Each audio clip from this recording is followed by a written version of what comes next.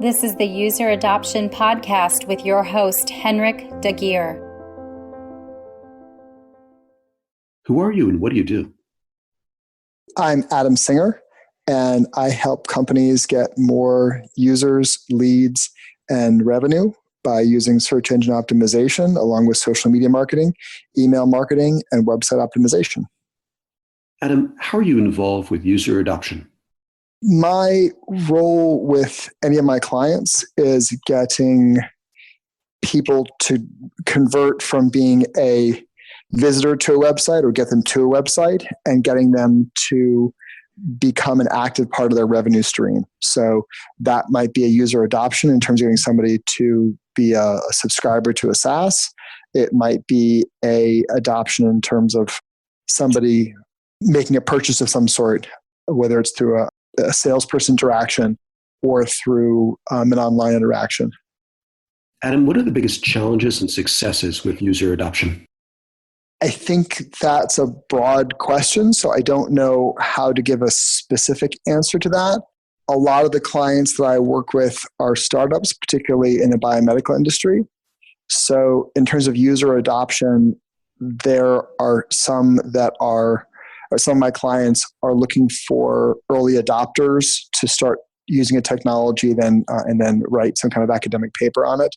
And in other clients, I'm looking for people to actually make a purchase of some sort. So the challenges in any of those cases, I guess the broadest answer to that question to user adoption is trust.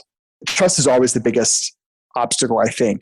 It's making that alignment where a person who recognizes a solution to a problem or recognizes a opportunity for some kind of development to trust you, the selling entity, to be effective at providing that solution. So I guess if I'm going to put it into a single word, I'd say trust.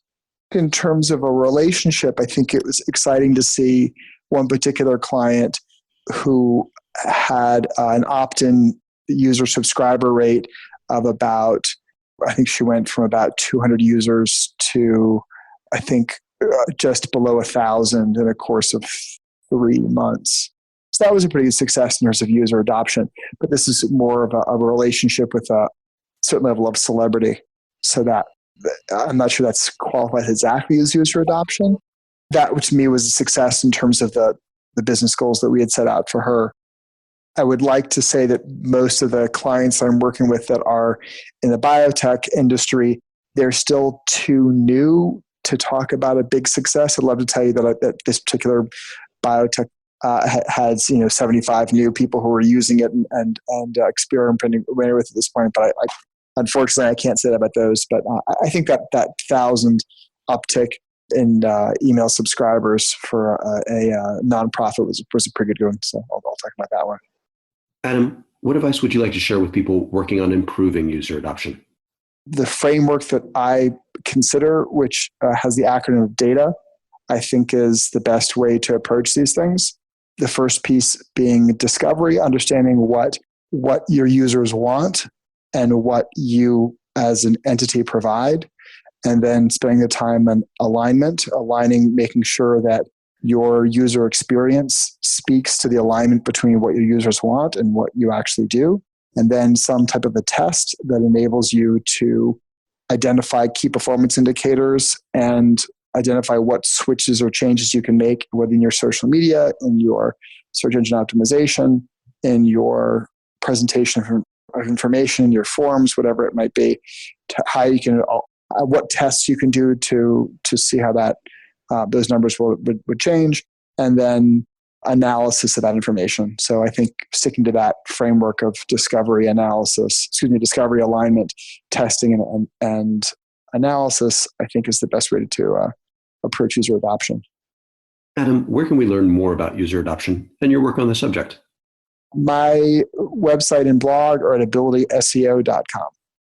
You can follow me on Twitter also at abilityseo. Thanks, Adam. My pleasure. Thank you. For more on this, visit useradoptionpodcast.com. Don't forget to please subscribe, rate, and review. And for a book about this, check out useradoptionbook.com. Tune in next week for the next episode. Thanks for listening.